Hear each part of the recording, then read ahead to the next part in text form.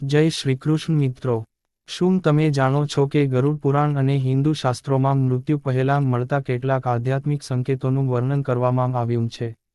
શું જીવનના અંતિમ સમય પહેલાં મનુષ્યમાં કેટલાક ખાસ બદલાવ જોવા મળી શકે? આજના આ વિડીયોમાં આપણે જાણીશું કે ગરુડ પુરાણ, ભગવદ્ ગીતા અને અન્ય હિન્દુ શાસ્ત્રો આ વિષય વિશે શું કહે છે. સાથે જ આપણે સમજશું કે આ સંકેતોનો સાચો અર્થ શું છે અને શાસ્ત્રો આપણને કેવી રીતે ધર્મ, ભક્તિ અને સદાચારના માર્ગે ચાલવાનો ઉપદેશ આપે છે. તેથી આ વિડિયો અંત સુધી જરૂર જોતા રહેજો, કારણ કે અંતમાં હું એક એવો શાસ્ત્રીય સંદેશ જણાવવાનો છું, જે જીવનને નવી દિશા આપી શકે છે. ચાલો, ભગવાન શ્રીહરિનું સ્મરણ કરીને આજનો આ પવિત્ર વિષય શરૂ કરીએ. ઓમ નમો નારાયણાય. જય શ્રીહરિ. મૃત્યુ પહેલાં મળતા સંકેતો, ગરુડ પુરાણ અને હિન્દુ શાસ્ત્રો મુજબ. ભાગ 1, પ્રસ્તાવના, ગરુડ પુરાણનું મહત્વ અને શાસ્ત્રોમાં વર્ણવાયેલા સંકેતો. શ્રી ગણેશાય નમઃ. શ્રી હરિ. ઓમ નમો નારાયણાય. જય શ્રી કૃષ્ણ મિત્રો, આજના આ ધાર્મિક અને આધ્યાત્મિક વિડીયોમાં આપણે એક એવા વિષય પર ચર્ચા કરવા જઈ રહ્યા છીએ, જેના વિશે દરેક મનુષ્યના મનમાં ક્યારેક ને ક્યારેક પ્રશ્ન જરૂર ઊભો થાય છે. તે પ્રશ્ન છે, શું મૃત્યુ પહેલાં કોઈ સંકેતો મળે છે? શું હિન્દુ શાસ્ત્રોમાં આ વિશે કંઈ લખવામાં આવ્યું છે? આ પ્રશ્નનો જવાબ જાણવાની ઉત્સુકતા સ્વાભાવિક છે, પરંતુ સૌથી પહેલાં એક વાત સ્પષ્ટ સમજવી જરૂરી છે કે કોઈ પણ મનુષ્યના મૃત્યુનો ચોક્કસ સમય માત્ર પરમાત્મા જ જાણે છે. કોઈ વ્યક્તિ માત્ર કોઈ એક લક્ષણ કે ઘટનાના આધારે પોતાના કે બીજાના મૃત્યુ વિશે નિશ્ચિત નિર્ણય કરી શકે નહીં. ગરુડ પુરાણ, શ્રીમદ્ ભાગવત, ભગવદ્ ગીતા અને અન્ય હિન્દુ ગ્રંથોમાં જીવનની અનિત્યતા, કર્મનું ફળ અને અંતિમ સમય દરમિયાન અનુભવાતા કેટલાક સંકેતોનું વર્ણન જોવા મળે છે. આ સંકેતોને ભય પેદા કરવા માટે નહીં, પરંતુ મનુષ્યને ધર્મ, ભક્તિ અને સદાચાર તરફ પ્રેરિત કરવા માટે સમજાવવામાં આવ્યા છે. ગરુડ પુરાણમાં ભગવાન વિષ્ણુએ ગરુડજીને જીવાત્માની યાત્રા, કર્મના નિયમો અને મૃત્યુ પછીના માર્ગ વિશે વિસ્તૃત ઉપદેશ આપ્યો છે. આ કારણસર ગરુડ પુરાણને જીવન અને મૃત્યુ બંનેનું ગહન જ્ઞાન આપનાર ગ્રંથ માનવામાં આવે છે. આજે આપણે એવા કેટલાક સંકેતો વિશે જાણીશું, જે વિવિધ શાસ્ત્રીય વર્ણનોમાં જોવા મળે છે. પરંતુ યાદ રાખો કે આને કોઈ નિશ્ચિત ભવિષ્યવાણી તરીકે નહીં, પરંતુ આધ્યાત્મિક સંદર્ભમાં સમજવા જોઈએ. સંકેત 1, સંસાર પ્રત્યેનો મોહ ધીમે ધીમે ઓછો થવો. શાસ્ત્રોમાં જણાવવામાં આવ્યું છે કે જ્યારે કોઈ જીવાત્માનો જીવન પ્રવાસ પૂર્ણ થવાની નજીક આવે છે, ત્યારે કેટલાક લોકોમાં સંસાર પ્રત્યેનો મોહ ધીમે ધીમે ઘટતો જોવા મળે છે. જે વ્યક્તિ વર્ષો સુધી ધન, સંપત્તિ અને ભૌતિક સુખમાં જ વ્યસ્ત રહેતી હતી, તે અચાનક ભગવાનનું સ્મરણ, જપ, પાઠ અથવા સત્સંગમાં વધુ રસ લેવા લાગે છે. દરેક વ્યક્તિમાં આવું થાય જ એવું નથી, પરંતુ કેટલાક આધ્યાત્મિક વર્ણનોમાં આ પ્રકારની સ્થિતિનો ઉલ્લેખ જોવા મળે છે. ઘણા સંતોના જીવનચરિત્રોમાં પણ અંતિમ સમય પહેલાં તેઓ વધુ શાંત, ક્ષમાશીલ અને ઈશ્વર ચિંતનમાં લીન થઈ ગયા હોવાનું વર્ણવાયું છે. આથી શાસ્ત્રો આપણને સંદેશ આપે છે કે ભગવાનનું સ્મરણ અંતિમ સમયની રાહ જોયા વગર જીવનભર કરવું જોઈએ. સંકેત 2, સતત ભગવાનનું સ્મરણ થવું. ભગવદ્ ગીતામાં ભગવાન શ્રીકૃષ્ણ કહે છે કે જે મનુષ્ય અંતિમ ક્ષણે જે ભાવનું સ્મરણ કરે છે, તે તેને અનુરૂપ ગતિ પ્રાપ્ત કરે છે. આનો અર્થ એવો નથી કે દરેક ભક્તનું મૃત્યુ નજીક હોય ત્યારે જ ભગવાનનું સ્મરણ વધે. પરંતુ કેટલાક લોકો અંતિમ દિવસોમાં સ્વાભાવિક રીતે ભજન, નામસ્મરણ અથવા સ્તોત્રોમાં વધારે મન લગાડતા હોય છે.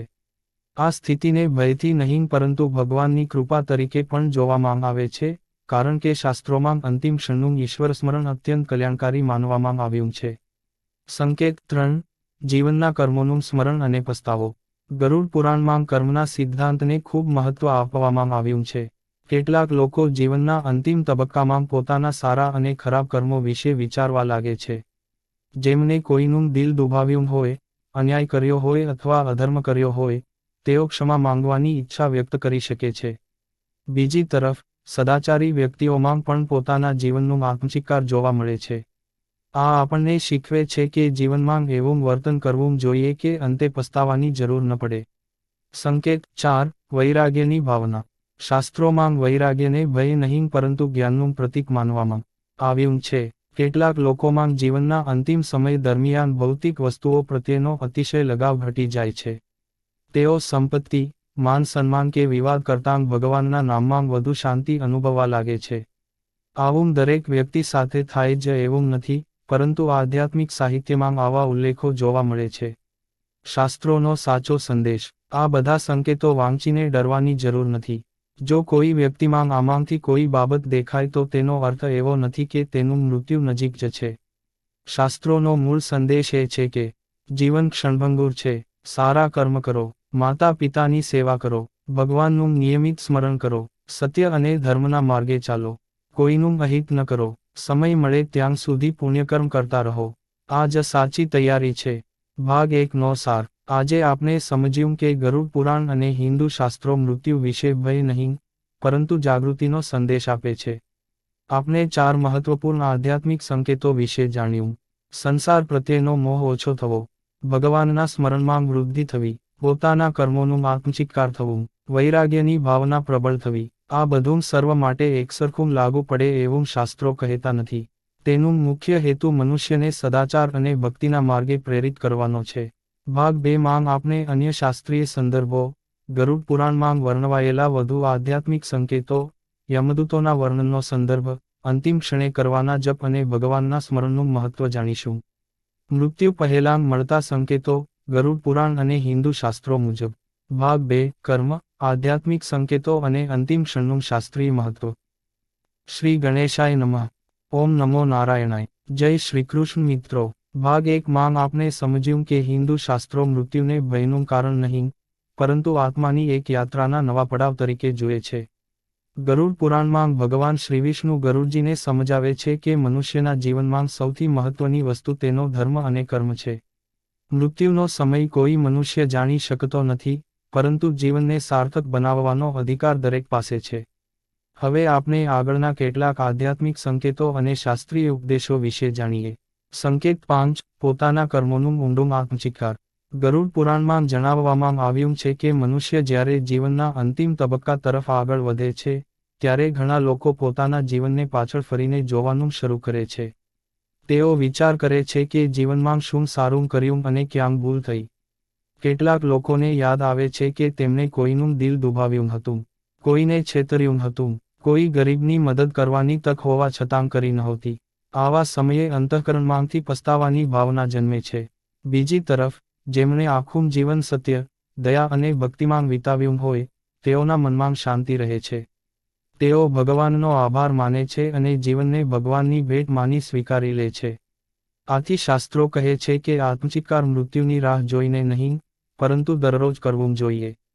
જો રોજ રાત્રે આપણે પોતાના દિવસનું મૂલ્યાંકન કરીએ તો જીવન વધુ પવિત્ર બની શકે.